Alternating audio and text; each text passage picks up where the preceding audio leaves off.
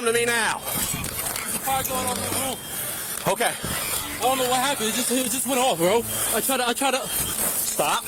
A man allegedly sets his father's girlfriend on fire and then claims he doesn't know what happened. Ohio attorney and retired Judge Fanon Rucker and legendary homicide detective Fil Water try to make sense of what exactly happened here. Welcome to Sidebar, presented by Law&Crime. I'm Jesse Weber. Over now to another truly disturbing story. This one out of Fairfield Township, Ohio.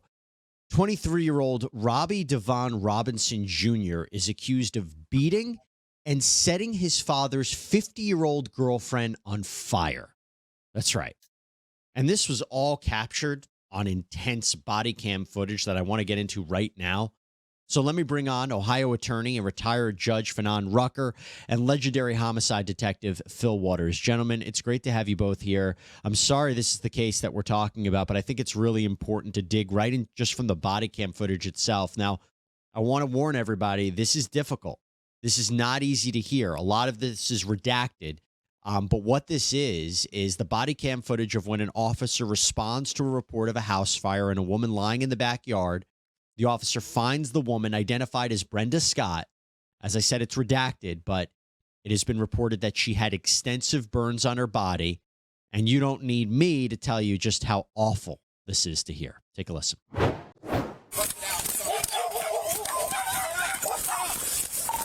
614, I've got the female in the back. Severe burns control. Give me an ops channel.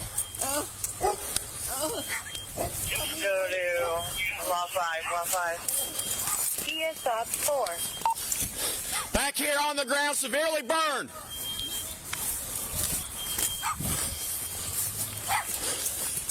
Sir, honey, stay with me. I'm Officer Stebbins. Just stay with me, okay? I got the medics. They're coming to get you right now. I gotta breathe. Huh? I gotta breathe. Okay. My inhaler's in the house. I can't breathe and he knocked my teeth out. Oh. Okay. Who's he, honey? Now, it is pretty amazing that she's able to speak and explain what's going on and how the officer is trying to keep her calm and try to get help. Phil, let me start with you. What's your reaction to hearing that? Because, my goodness, I mean, that is just horrific sight. Well, the officer that is arriving at that scene, he recognizes very quickly what is going on in terms of her injuries. And he's very quick to get on there and say, get us the appropriate personnel here. So, but in listening to her, I mean, good grief, you can almost feel the pain just by the tone of her voice and what she is saying. So you've got the burns, which of course have started this whole ordeal for her.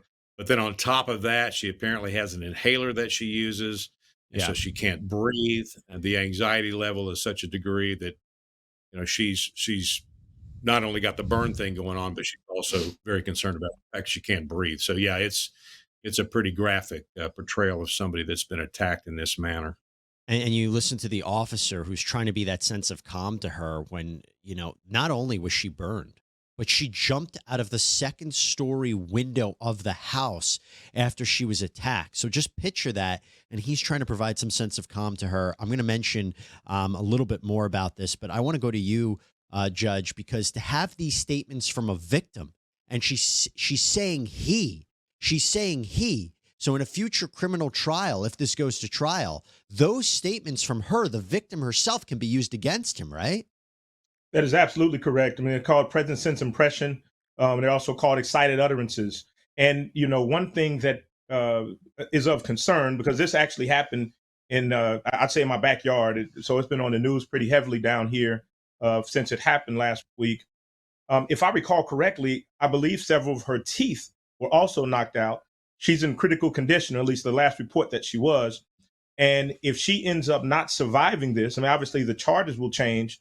But also that statement will also could potentially come in as a dying declaration because it has some indicia of reliability about who it was that committed this offense, in addition to whatever the officers already have by way of capturing the alleged offender here.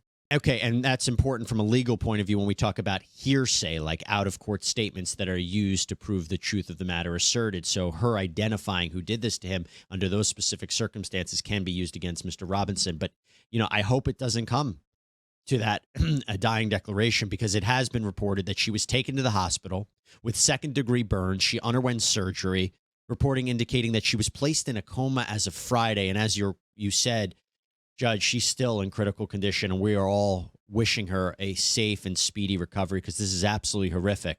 But now I want to go into the second part of this body cam footage, and this is when they apprehend Robinson, who basically approaches the officer and behaves like he has no idea what's going on. Take a look. Come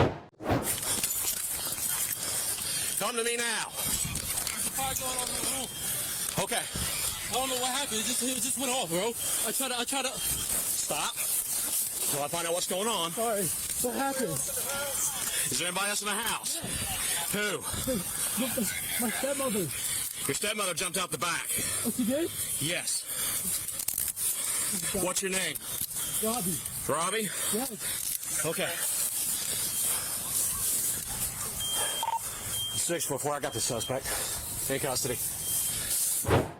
I don't know what happened. It just went off. What happened? Him reacting to the idea she jumped out of the second store window. Oh, she did? What's your reaction to his reaction, Phil? Well, it's with I guess, a morbid sense of humor that I watch him and his reaction to this thing. It's like just what you said, Jesse. Oh, she did? Like, big shocker to him. He thought he had done whatever he needed to do, I guess, to facilitate her being incapacitated. And he's, of course, what draws them to him, of course, he's walking up to him, but he's dressed, it's 80+ degree weather, and he's dressed in a heavy jacket and I wanted to ask you about that. What that is strange that he's wearing that heavy jacket. I don't know if that somehow, if he did this, if that somehow was a protective gear from setting her on fire. I was trying to make sense of why he'd be wearing that. Well, it's certainly possible, and there's no telling what was under the jacket. Correct. So those are the things we don't know. So when the officers get him secured and they do their search, do their pat down of him to find out if he's got any type of weapons on him, that there may be something revealed in that search. And of course, they're going to take the jacket. I would imagine they're, depending on what kind of an inflammable liquid that he used, there may be an odor on that jacket, on the clothing, and so forth and so on. So they're gonna take the clothing as evidence, I would imagine. But it is interesting that he walks up and his reaction to it. And my sense is just the overall picture of this thing.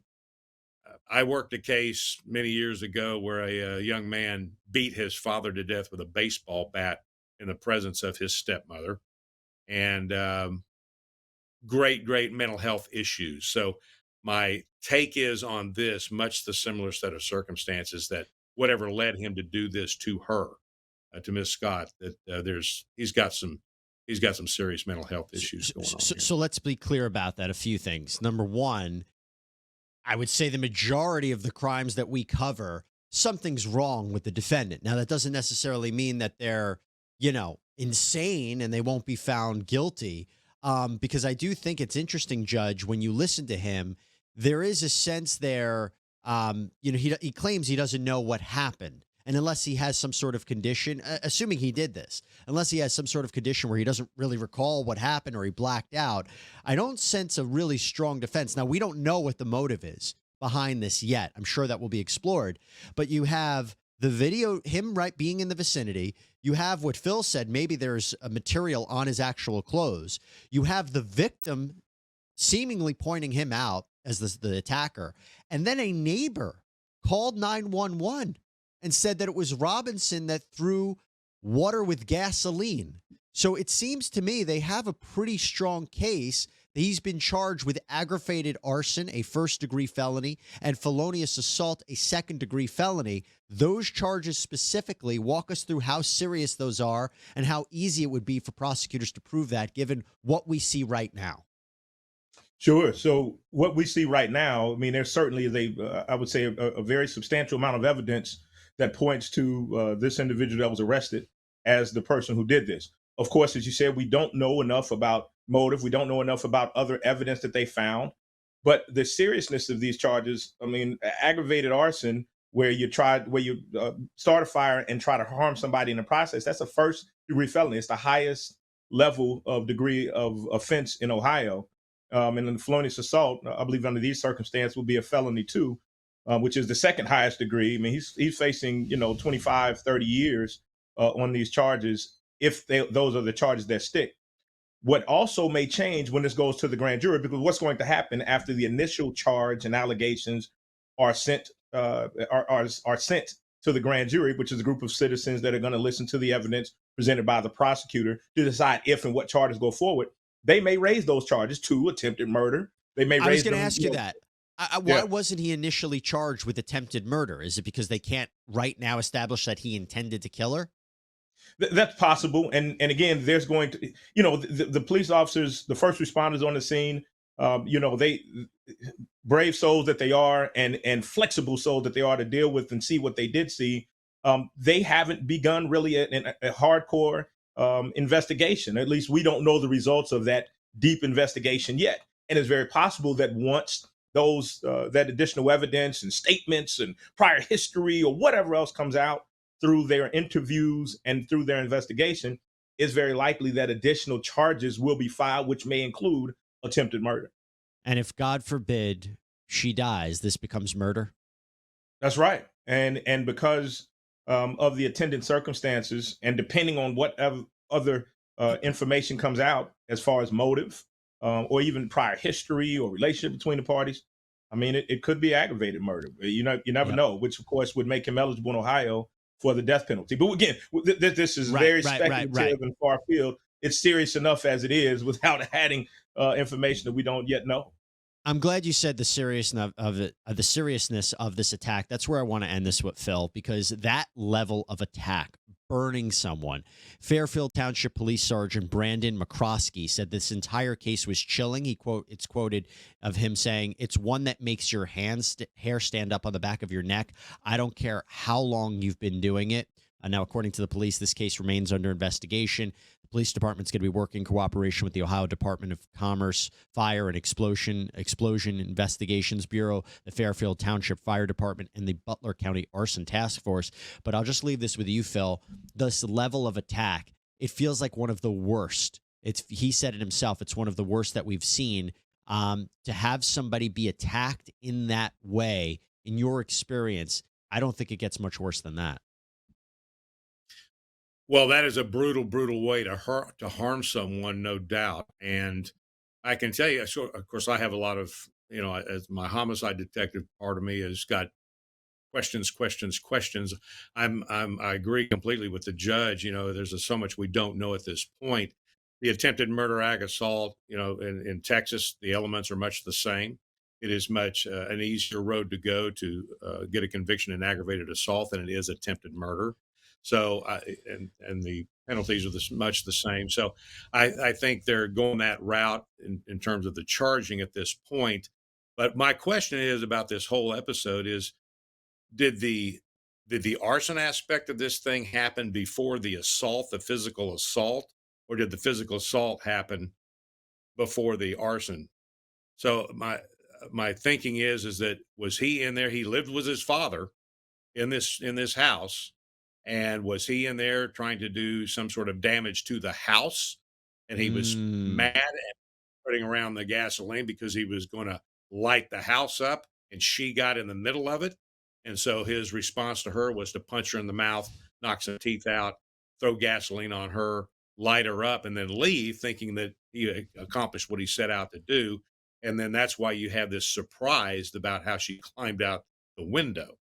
So, I kind of want to know which way it was, the cart in front of the horse, or was the horse in front of the cart, kind of a thing. And it's just in the scope of the investigation. But yeah, this is a horrible, horrible way to attack someone, is to light them on fire, no doubt. I'm sure we will get more details in the days to come and in the weeks to come. But as I said before, we were just wishing for her to have a speedy recovery, because this is such a brutal attack, and one of the worst ones we've covered here on Sidebar. Gentlemen, thank you so much. Fanon Rucker, Fil Waters, appreciate you taking the time. Thank you. You bet, Jesse. Thank you. Thank you. And that's all we have for you here on Sidebar, everybody. Thank you so much for joining us. Please subscribe on Apple Podcasts, Spotify, YouTube, wherever you get your podcasts. I'm Jesse Weber. I'll speak to you next time.